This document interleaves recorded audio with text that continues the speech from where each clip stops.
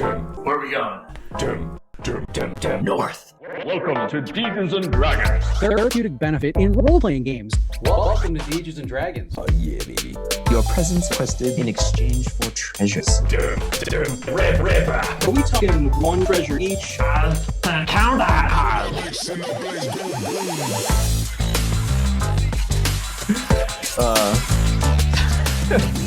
the chipmunks have all been defeated, and subsequently the door to the bunker opens.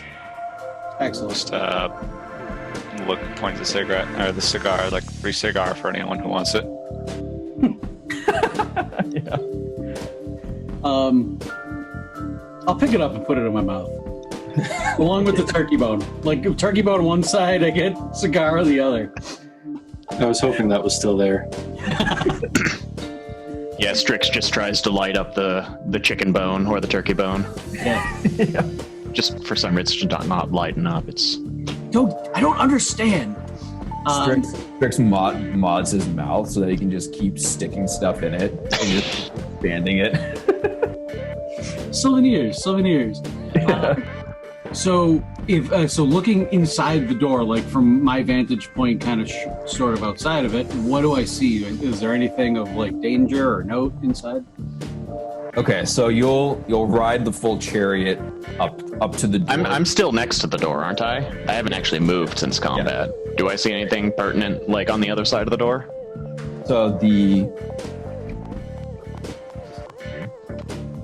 So looking inside, it's all the lights are off, and you see 4 chambers around and a center console. Okay. But I don't see any like hostiles or anything. No hostiles. And the turrets still haven't done anything, right? Correct. Okay. And the chambers are all very large. All right. Well, yeah, I guess if other people are coming up to the bunker, I'll wait until more people are here and then step on in. Just as walking in. So, gang, do you think Paddywhack can actually make the same quality of pies out off the island? Hopefully. Because if so, we could probably give them to someone for a very good price. Pie making. Yeah. Paddywhack pies.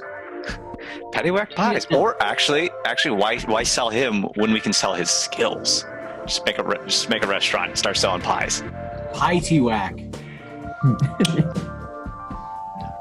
404 has always wanted to open pastry shop.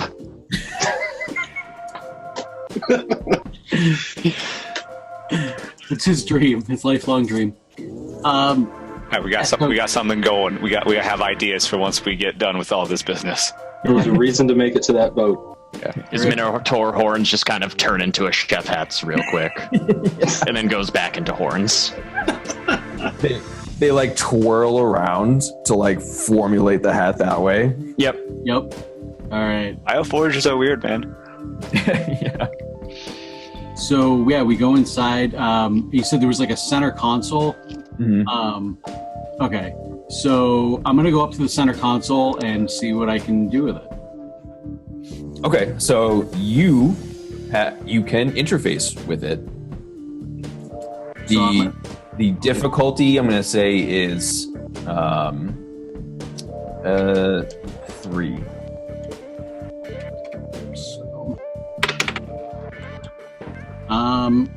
It's a good thing I rolled a 4. So then, so you would get a +1 from the resulting skill, and you would still need to get that 10 plus to succeed. Oh, okay. So, but you have your ability to spend an FP to gain +4 to interface with machines, and you also have the fine manipulators, which I think give you an additional +2 to interface. No, fine manipulation. +2 to fine manipulation. Okay. So then, well, I only have like a 5 right now, right? So you have a 5. So if you spend the forge point, and then if you get the bonus from the fine manipulators, then Can you spend the forge points multiple times to get a secondary bonus? So +8 instead of a +4? I'm going to say, let's see, yes. Okay. So then I'm gonna do that. So I hit 10. Okay, so you're able to interface with the console, and you can see what's going on here. You know that this bunker itself was used for developing and storing different types of mech armor. So inside each of these chambers, you know that there are different forms of armor in here, and you can turn on a hologram program. So you see several people working on these suits in the past, doing various tests, and from that you're able to gather what they were for.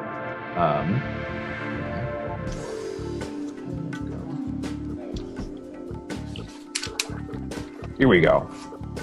Okay, so the first sorry, the first thing that's stored here is called the Wrecking Ball. It is just a floating disc with a massive nano cable that adds an extra layer of protection and turns a Biomodus into a literal wrecking ball. So from this floating disc, it's just constantly like sending nanomachines to add a layer of protection and shielding to whoever attaches themselves to this thing. And the floating disc moves along and will slowly generate power so that whoever's inside just gets swung wildly around into things. At all times, or just when we want it to? Just when you want it to. Okay. Yeah. All right. I mean, you're kind of like bobbing around. Yeah. Anyway, when it moves, but like full force, like slamming into stuff. That's an activated thing. The next one is the classic Amoros shell battle system, which is more of like a traditional mech that you would step inside of. So it's just like a giant outline of like a hominid case, basically, that has a special cleaver attached to it. It has a heavy auto gun strapped to it, and it also has something called Hurricane Ablative Armor. And this, what it does is it actually reduces its own armor to create a like blast around it. The next one, there's the anti-material argon laser attachment. So this is just a giant minigun that, if it's attached to an argon power source, has infinite ammo. And in the final chamber is the Stritch. It's a bipedal speed suit with no arms, but it has rapid fire energy cannons strapped to the shoulders, and it actually looks like an ostrich machine. It's extremely maneuverable and has powerful sensors. So I don't know, guys, just hear me out. It seems like each of these has been tailored to the different types that we're playing. I don't know what you're talking about. I mean, maybe. Is the noble ass a source of argon energy? Yes. All right. He's like, I don't want it. Nate's just like, I want the Gundam. All right. I kind of wanted the wrecking ball, but I will go with that. Why? Because you're a sphere? Yeah. I turned myself into a literal wrecking ball. I thought that was kind of cool. But I see mean, you where- can still take it. Let's give the dude who has a rocket-powered battering ram a rocket-powered charge. Give him more momentum of rocket-powered. Launch himself at something, force, and kill it. I mean, that just makes more sense than me taking it because I'm a literal ball. I'm just looking at the Or one like that the- is clearly the only one that I'm the only one that will be able to fit in it because I'm the only humanoid-shaped person out of this group. And I'm like, I am too. don't you have? Didn't you have centaur legs though? No. No, that's No, I wanted to, but I only had 2 legs. Yeah. Oh, I thought. Yeah. Oh, My original idea for this character was he was going to be like a minotaur centaur, but instead of like a body of a horse, it was a body of a bull. Yeah. And then like the Yeah, front two hooves would just be bigger fists. I only have 2 legs, so it's fine. all right. Never mind then. And of course, I'll take the one that doesn't have any arms, so I can have as many arms as I want. I'm already kind of picturing myself like moving around sort of like a scorpion. So with scorpion in mind, ostrich wasn't necessarily what I was thinking of with the chimera thing, but so be it. Let's do it. Okay, so stat-wise, I'll do the laser first. That's easy. So you just strap it onto the noble ass. So it gives it's a +2 to your typical attack rating handling, except it uses gunnery instead of ranged, which you actually have. So you have it's a 17. So it's a 17 attack rating for you. Okay. The damage is 6E, 4 lethal. Costs +3 AP to fire, and it has piercing 6, which means it will ignore 6 armor. That's crazy. And the range is 200 yards. Oh, The wrecking ball, the base move of it is 20. The type is hover, so it doesn't fly. Like you wouldn't be able to just like fly up into the air. Like hover like few feet off the ground. You're constantly hovering though. The maneuverability is 0. The sensors is 0, which basically like the maneuverability stat is regarding a condition for vehicles called out of control. So with a maneuverability of 0, you're basically gonna be constantly out of control. So I'm just gonna go like in a straight line, just with 0 control about it. Yeah, and you're just gonna be like swinging all over the place. Fair. The health of the disc is 200. It will raise your defense rating to 20. It gives you an additional 3 to Wait, both melee defense or range Both. defense? Oh, Yeah. both are at 20 now? Yeah. So you just have Okay. like constant nano machines like protecting you. Cool. You get 1 attack, and the attack rating is a paltry 5 because of how inaccurate it is. But if you do strike something, it's 10 p10. Crit. But you basically are only going to be hitting like if you roll like a 19. Yeah. Save that for the cinematic ending, Right? Yeah. where I'll inevitably fail and kill one of my party members. The Amaro Shell battle system, the base move is 15. Your defense for it is 17. Maneuverability is 5. Sensors is 5. The health of the battle system is 150. The armor of the system is 6P/6E. You get 3 attacks with it: the cleaver, the autogun, and the ablative armor. This is the Amaro shell. Was it? Yes.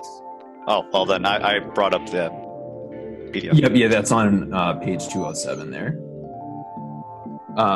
And the the Ostrich has a base move of 80. Defense. And that's then times 3 for yards. Right, yes. Yeah. Oh my goodness. All right. I haven't even pod raced yet. Right, yeah. I mean, we're just too slow. Like, you really would just ditch us to like escape maneuver that, or like, okay, there's a guy that's probably like a decent distance away to actually get the momentum of the blunt damage of you going full pod racer at him. So, and I actually thought of that with with this machine. So, where other machines will cost ammo, this machine converts kinetic energy into ammo. So, every 100 yards that you move, you get a free regeneration of ammo for this particular machine. Okay. You said every 100 yards? Yes. Okay. Yes. Let's see. So maneuverability is 20. So you'll basically never be out of control. The sensors are 10. Health is 100. Armor 4P/4E. You get 2 attacks with the attack rating of 17, doing 5E3. And you can still like stick your arms out of this mech and then shoot on top of that. Okay, so sorry, that was 4P/. So the armor is 4P/4E. Okay, and you said 17 attack. Yep. Is that what you said? Mm-hmm. Okay. I might ask for those again if I use it, but I've written down what I caught. How long is a combat round? Is there a general time? Oh, like if it's like 6 seconds or something? Yeah, the the general rule of thumb, 6 seconds kind of deal, or is it like? Yeah, I think that's kind of how I've been picturing it. So, with 6 seconds, how much energy does Kid Flux have?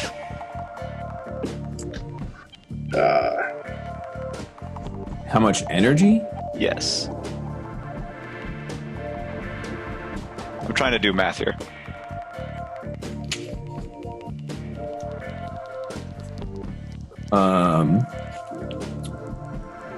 Or how much AP, I should say. Oh. That's what I meant. What? 15 is my cap. 15 is your cap.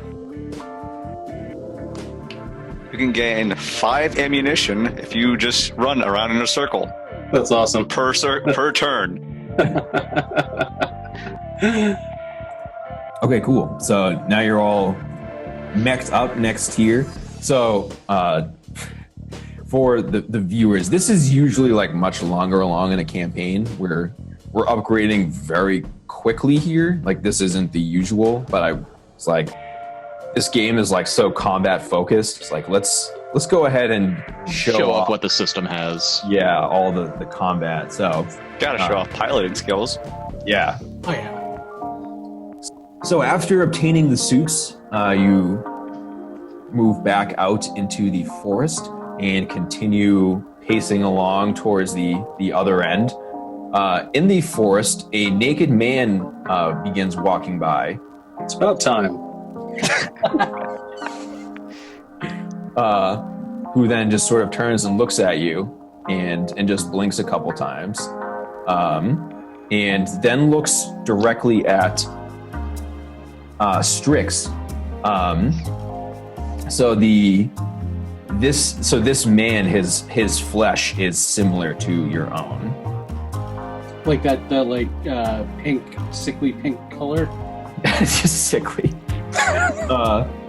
So like exoskeleton, yeah, like. Oh, okay. So he's got like an exoskeleton. You can see the flesh underneath. Yeah, he looks like a standard human otherwise, and as I said, is just nude.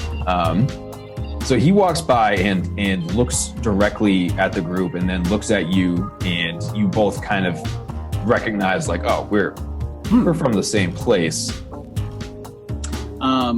Glad you're having a connection with him, because every instinct of mine is saying, go full murder hobo, trust nothing. Well, like I'm partly saying, like, what is this? I like don't want to trust it, but at the same time, like, well, you're. So I'm like, I'll just straight up ask him. Are you okay out here? So, my name is Cassanova Brigadoon, and I'd rather not be here right now. My name is Cassanova Brigadoon. I would rather not be here right now. He explains that he is a priest of the Cathedral of Flesh, and somehow shipwrecked here. He was with another group long ago, though he can't recall how long. And he's just sort of been wandering the woods ever since. He's seen a number of groups who look similar to your Biomodus group here, just die in the forest from various ways. But when he would return to that same place, their bodies would be gone completely. What's just quick question? What's like the life expectancy of a Biomodus? Is it like immortal until killed, or do their biomass degrade like ours does? Yeah, that is that is a curious question, because I know it mentions that they built immortality of some way, but that also seems like things could be killed. So is it just like a vampire live till you die kind of thing? Yeah, I think it's provided you're constantly consuming, like the bioforge will just replace like what has no longer has a use or is burned out. Fair. And reconfigure it in a similar way. Okay. So yeah, provided that you feed Like vampires. Yeah, right. You'll be immortal. Is there like an insight roll or something similar I could do? Would that just be my social, or? Yeah, I just use social. Cool. What does my skill rating provide again? So you have 2. So what are you trying to do here? Just sense fear from him? I'm trying to see if he's legit or not. Like if he's if he's telling the truth? Yeah, if I detect any misgivings or something just doesn't add up, kind of. Yeah. Okay, yeah, I'll say the difficulty is, I'll weigh it like a 1, so you get like a +1. Okay. Roll.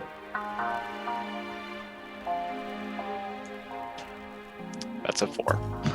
A 4. Okay. So you kind of look at him, but it's something about how weird he appears, where like you've only ever come across just Strix who looks like this, and now you have this other guy. So you're having a harder time than usual figuring out what's going on. He doesn't look like he has much to hide. It's hard to read. It's his face. He just doesn't have like either a mouth or eyes or something. It's like I can't tell any expression on this guy. Yeah. Do you mean us harm? No, I'm just trying to find my way out of here. Are you useful? I don't have any weapons. If that's what you mean. Not What's useful. What's your ideas of helping work for a pie shop after all this is said and done? Oh, yeah, I could do that. Cool. You're in.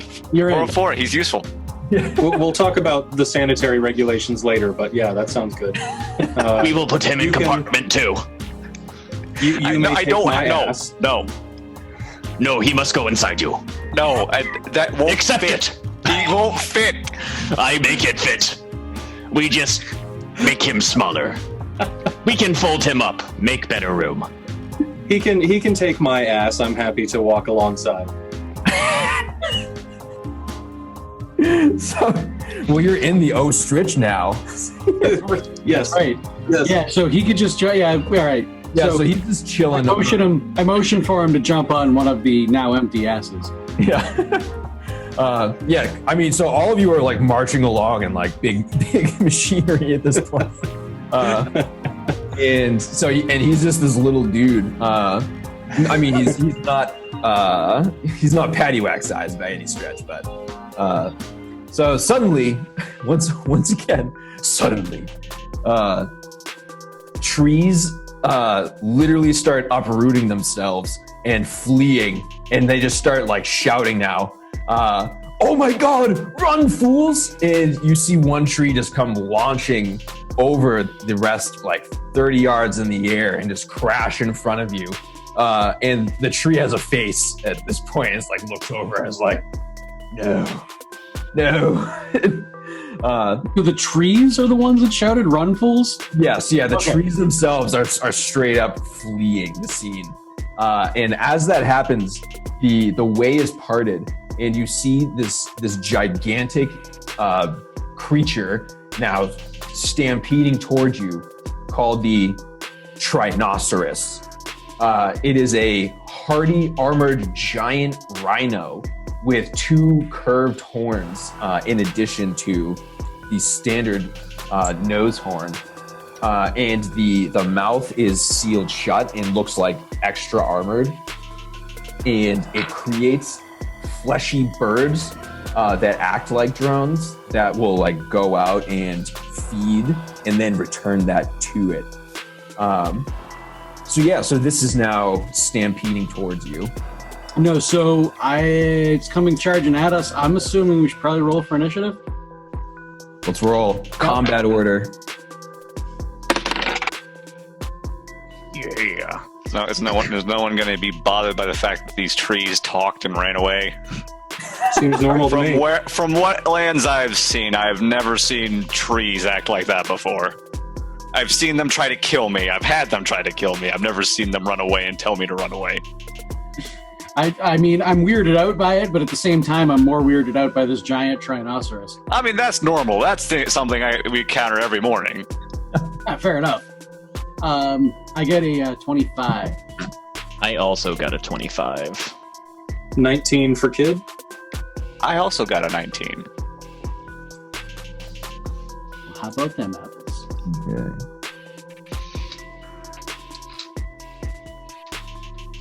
Cash, when you did like a history check on something earlier, it was a social roll, right?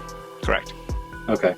I'm wondering if any of us has heard of this Cathedral of Flesh, although now doesn't seem like the moment to really delve into it. I can retroactively roll if you want me to. It's the DM's call, though. Yeah. So,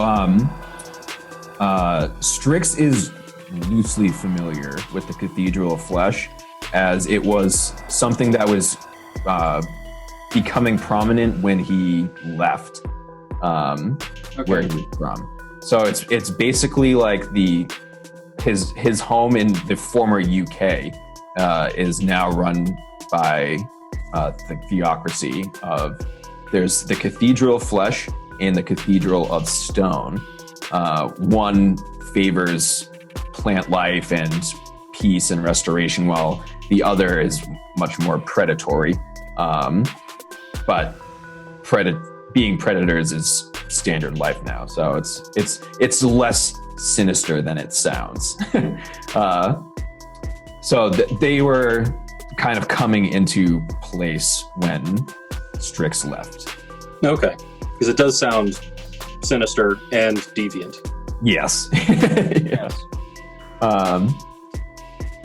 Okay, so at 25. So Kid, I know, is a 25. Who was the other 25? I've been a 25 every other time. I'm a 19 this time. Oh. No. I was also 25. Yeah, me and Tony have 25s, and then Tom and JT have 19s.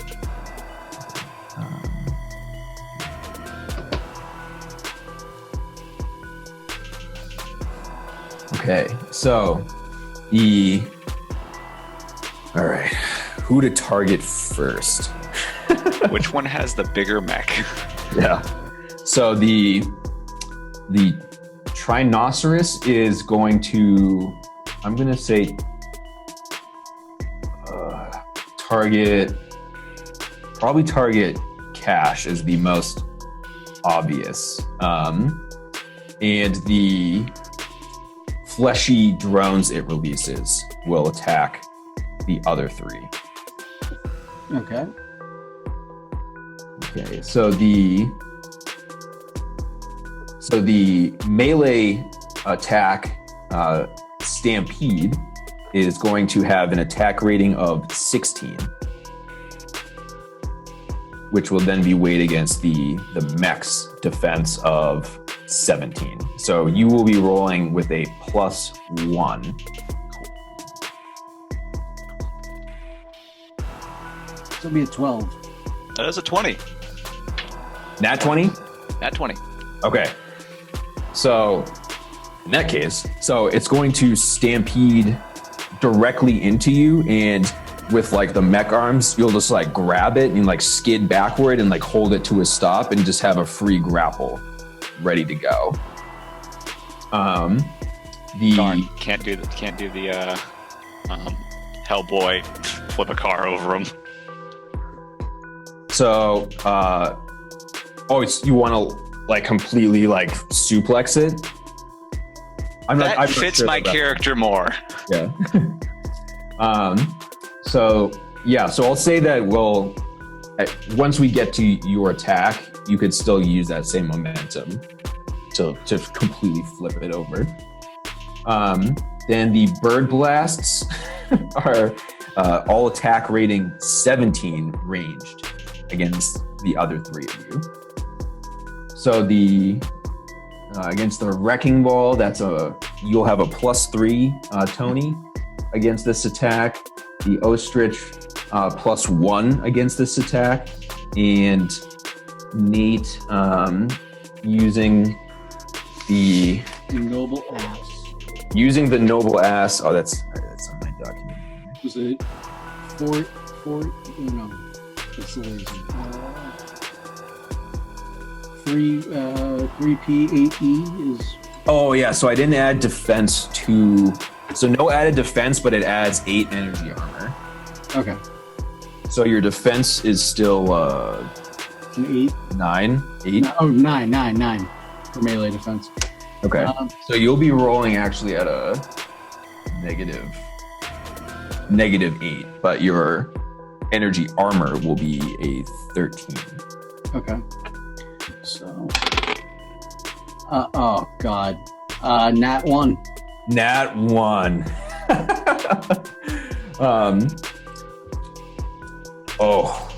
So it's so the bird blast is going to vaporize Cassanova Brigadoon. No. He didn't want to be here anyway. No, he didn't want to be here anyway. So like last second, like as the energy blast hits him, he like turns his head straight back at you, and when he wails out, "No!" So you're now, you now flipping heads. So you're gonna take scratch damage in the form of severe mental damage. Oh man, You're just traumatized. You're just traumatized. Brother, no! First he lost his creed, now he lost his body. So roll. If I think it's the correct one, he failed to his creed. His creed got the better of him. Yeah. If the flesh is the predatory one, he got predatorized. Yeah, that's true. So roll 6d6 with 13 armor. All right, so I got a 3, 2, 1, and a 5, 6, 3. So 7, 21. Okay, so then 8. Okay. So that's 8 mental damage you're taking. So is that scratch damage? Yeah. So we'll do scratch. This isn't technically like part of it, but I'm like this. It's fun. This is the cool factor. I think this is a more fun way to approach this botch. Yeah. Sure. I could have put him in this mech. We could have had a 5th fighter. Or Cassanova Brigadoon. What an end. So then did the other 2 players get hit? Oh, right. By the way, I was rolling. You said with a +3. So yeah, You said their attack rating was 17. correct. All right. You have +3 and Kid Flux +1 to the roll. All right. I got a total of 12, so it misses me. Correct. Cool. All right. So yeah, and I Spent my 1 action point to do that dodge. I was at first interpreting this as a group thing, and then I thought it was focusing more on Strix, so I ended up not rolling. Now that more and more numbers are getting involved, I will need a little more hand-holding. So just tell me what to roll. Am I starting with a d20? Yes, yeah. So you're making your defense check with a +1. Okay, so that's all right, so it's a 6. 6? Okay, so this will hit your mech. Okay. And you said it was 3d6? So it's 66. Aha.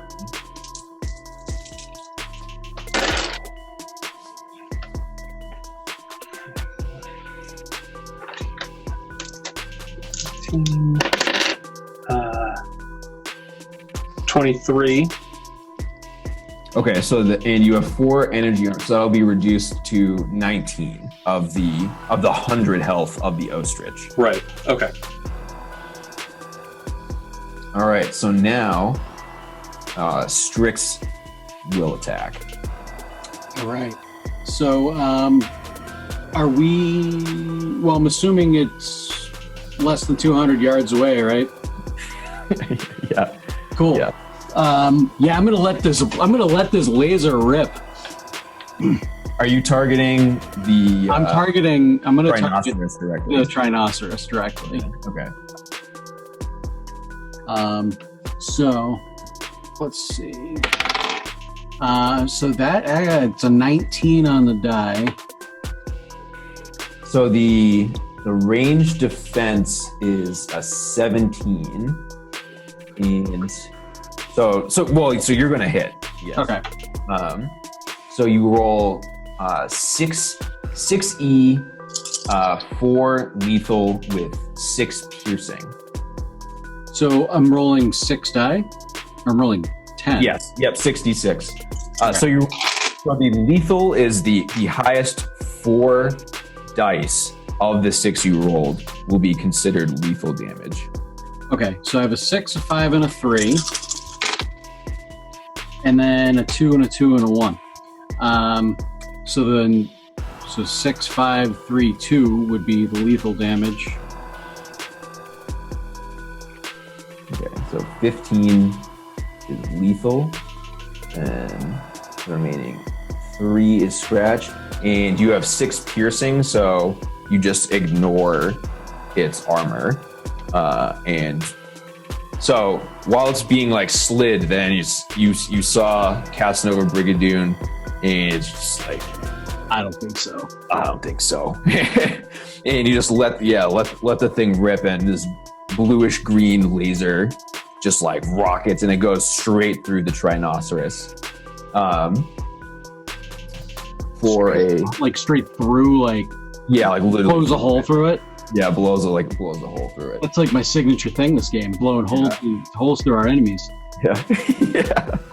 Yeah. So then all right. So now it is 404. All right. Well, and how far away is the Trinoceros from 404 currently? So where it In mid suplex. yeah, so like 5 yards away. Okay, so within Jaeger charging distance. Oh yeah, easily. Okay. Well, 404 is really upset that he scared all the trees. So 404 is like, the silver side will not be tolerated, as he just activates his Jaeger charge and cannibalize. So let's see. So 7 AP total, bringing me down to 2. And we'll eat up all of my forge points because that's fun. So 1 FP for the charge, then 8 FP for the cannibalize. So, what is its melee defense that I'm looking for? 17. 17, so I would be rolling this with a -2.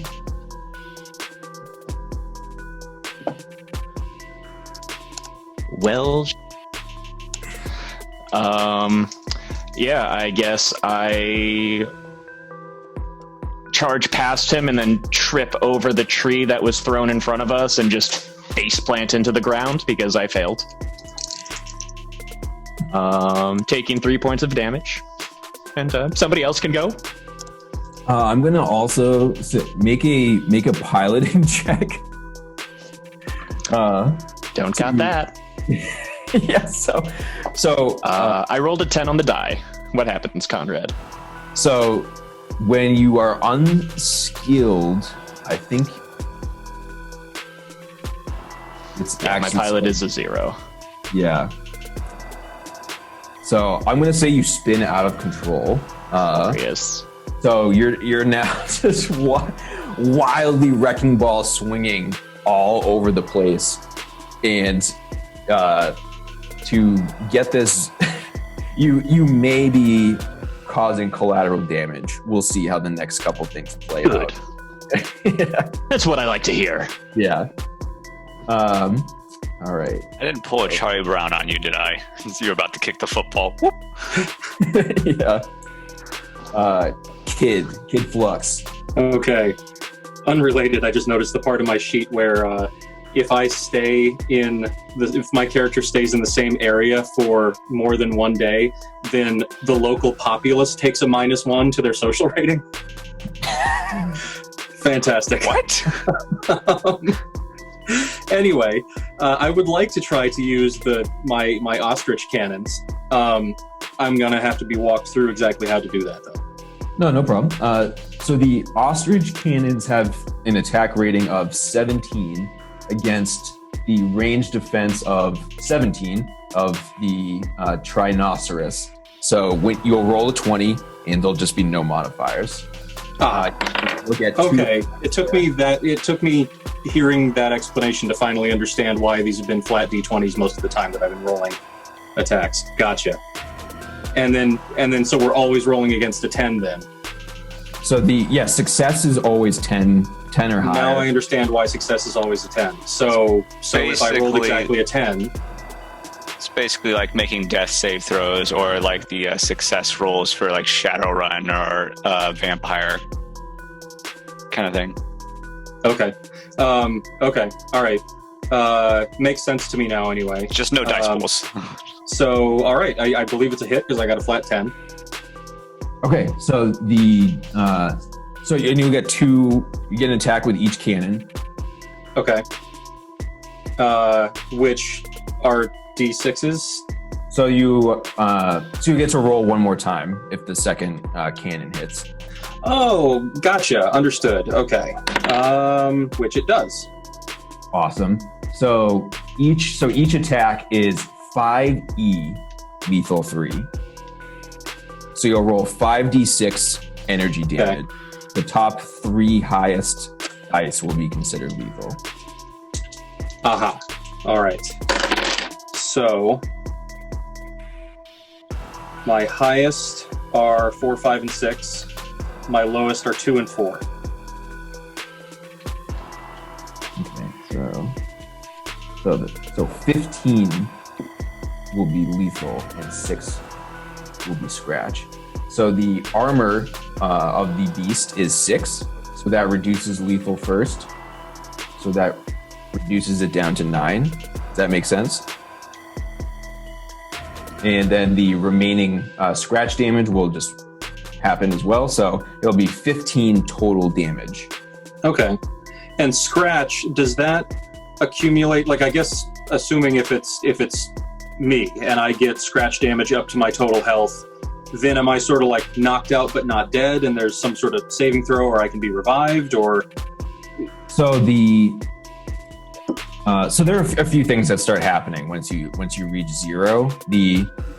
Technically your core that's inside the case can survive independent of the case altogether. If like the case were to be like destroyed, the Bioforge organ that's part of you will like protect itself. So you will have zero awareness of what's going on. You'll basically just be a rock, but it'll be protected, and somebody else could just like pick you up, and you could be inserted into some other case. Okay. But at zero itself, I can give you all the exact breakdowns here. So structural damage, you make a final roll on the structural damage table. So I have that in front of me here. A 6 to 20, nothing happens, but if you roll a 5, you have shredded armor, a 4, limb loss, 3, you get cut in half, 2, a head wound, and a 1, a hole in your Bioforge. Okay. And then those end up just decreasing the abilities that are accessible once I'm revived to some extent.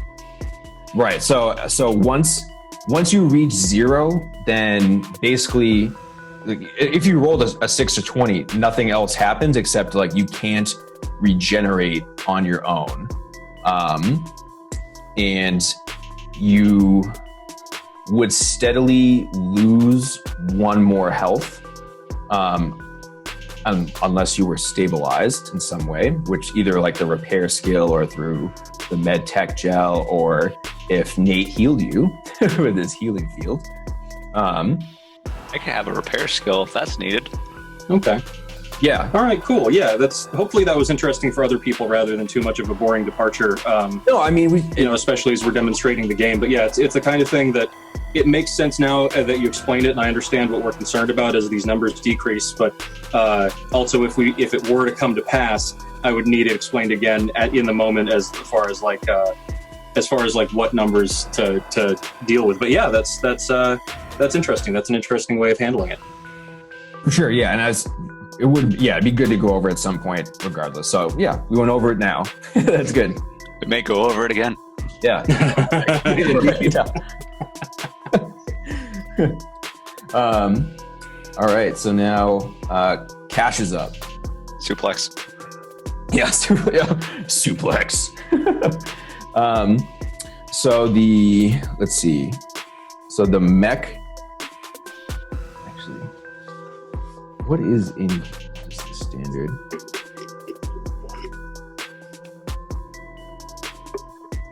So let's say that this is a throw into the ground, which you will then have him pinned, and you can subsequently punch it. That'll work. Any rolls I need to do? So let's see. The attacker throws their target up to their force statistic in yards. So no, you don't. You just do it. Okay. And if the impact is made, say, with the wall, then the target suffers 2p damage, is knocked prone, and will then suffer -2 to their further attacks. But then you will also have this target pinned, so it will be immobilized and need to free itself before it can do anything else, and then you will punch it. 6 physical damage, scratch damage.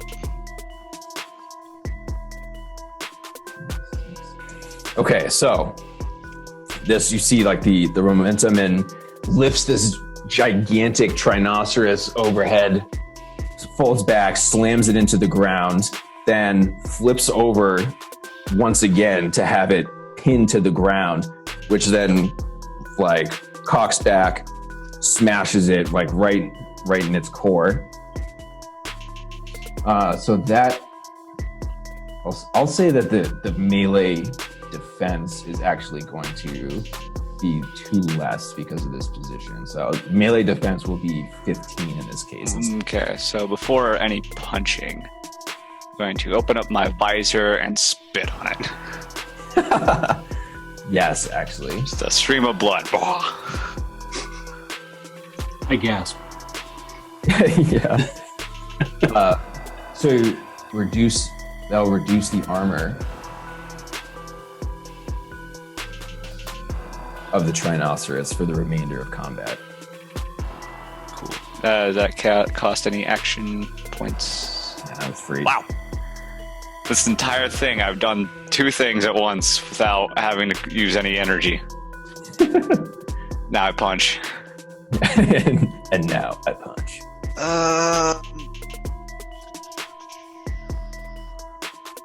I don't think I can punch because I'm in a robot.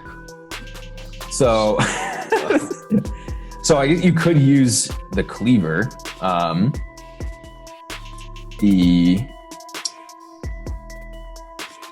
It's the same.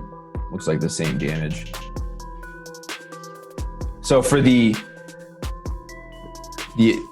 sake of the narrative and cool factor and all of that, we'll say I that could just shove the auto gun in his mouth.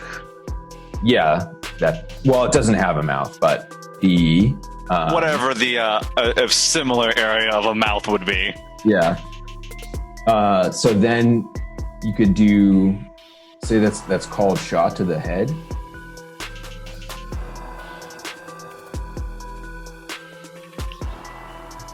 Yeah. What does ROF stand for the notes? So that's rate of fire. Okay. And how many? So where normally you can only make 1 attack per limb per weapon. Higher rates of fire mean you can use the same weapon multiple times. I'm not really doing a cold shot in terms of like where I'm aiming. It's just press up against and fire, I guess, 3 times. So it is. Attack rating of 14. So how much do I add or subtract? So I'd say -1 to the attack. That is 17 for the first shot. Okay, a hit. That second one, I didn't see what it was, but I know that was a fail. That third one's a fail. All right, so 8 HP5. 6 more damage. Okay. So you pepper it all along its chest area. Okay. So that's the first round. So summarize that real quick. The Trinoceros came stampeding in. It stampeded directly at Cashern, who caught it, slid back with it, and while it was sliding, Strix fired up the Argon cannon, blew a hole through it. 404 Jaeger charged wildly, spun out of control, and is now just flying recklessly around. Cash activated the cannons on the ostrich and let loose, and then it got suplexed and flipped over. Caustic blood spit on it and peppered all around the chest with an autocannon. So now the Trinoceros has to make a few rolls here. So it uses all of its AP to get back up, basically. So the Trinoceros starts going back and forth and forcing its way just loose from the grip and manages to get back over. It's winded and it just looks around, narrows its eyes, and the birds all turn and focus at Cashern and all attack after the Trinoceros itself just got housed so hard. The one who's not the tank, I do a good job at bringing aggro. So the Bird Blast attack rating is 17. Okay. So the Amoros is 7. So there'll be flat rolls. So 3 flat rolls. Why are you working this time, dice? That's a 17. Oh no! So that's a successful defense. Oh, Okay, that's a 14. So success. So 10 or higher will 15. be a successful defense. Cool. Okay. I succeeded all of that. Yeah, so they all turn and focus fire at you, and in just like with one jet backwards, really abruptly avoid all 3 blasts. So Strix is once again ready to roll. Okay. So the Trinoceros, I'm assuming, is looking pretty weak at this point, correct? It No. Okay. it looks damaged for sure. It looks damaged. Okay. It's winded. Yeah. So I feel like that's the biggest threat. I'm going to aim the laser at it yet again, and let's put another hole in this thing. So that is a 16 on the dice this time. Okay. Well, so that's a success. That's okay. Cool. And then it was, I think it was 6. Yeah, 6. Yeah, 6E, 4 lethal, 6 piercing. Okay, so I have so right there I got a 4, 4, and a 3. 6, 4, and a 2. So 6, 4, 4, 4. 21, 23. Yep. Okay. Yeah, so it's looking pretty injured now. Yeah, so once again just Strix doesn't even move. Just sits there, slams the machine to power it up again. Blows another hole in this thing. And it kind of moves about, but its mouth is sealed, so it's not making any noise. Mm-hmm. And 404 must now try to regain control of himself. All right. So what am I rolling? So when piloting a vehicle or moving using a transport drive mod, events can happen that temporarily shift the control of the vehicle or yourself out of your grasp. So every turn the vehicle is out of control, a new piloting check must be made. Depending on the speed of the movement, there may be penalties. So I'm going to say that you're in speed category 2 from how fast the Jaeger charge was. So it's a -4 penalty to regain control of yourself. Otherwise, you're going to be doing 6p damage to something. Awesome. And what am I rolling in defense of? Like, is this my piloting check again? Yep. Okay. Piloting at a -4. Well, I rolled a 14, so that's a 10. Oh, success. Woo! So how is that my action? So that, no. So that will cost AP, How much? which is that. So that will be a skill check used in combat, or controlling a vehicle, 4 AP. 4 AP. Okay, so that gives me 6 left. Okay. I'm gonna launch the Ripper at it. Oh baby. So that's the 5 ammo, right? That's the 5 ammo. Okay. Automatic hit. Oh, right. It automatically hits. I don't need to roll a die. So yeah, I'll do that. And that was the 5p 3 lethal. So the launch is 8p. Oh. 6 lethal. 6 lethal. Okay. Except doors, then it's 8 lethal. Right. It's not a door though. Yeah, right. Ripper! Is that okay? So it's the 3 highest die that are lethal? 6 in this case.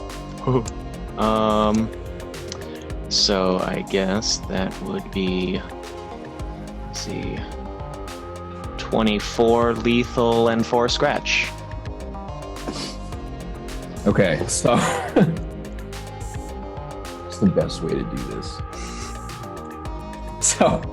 So you regain control of your out of control self, interfacing with the disc and whatnot. You manage to stabilize yourself, and you look at the Rippa, who then it actually eyes you back. Ripper knows. Ripper always knows. As it just launches at the Trinoceros. Yeah. And yeah, so you launch it, which then the power of the launch then starts spinning you around again. But it rockets forward, smashes the Trinoceros so hard that it actually comes off the ground and goes flying for about 10 feet and then just sort of spins a couple times and crashes down. And Rippa actually returns itself to you, and on its return stabilizes your crane. And that's when Rippa turns. Rippa always knows. Who wants some of the Ripper? So the Trinoceros is defeated. Excellent.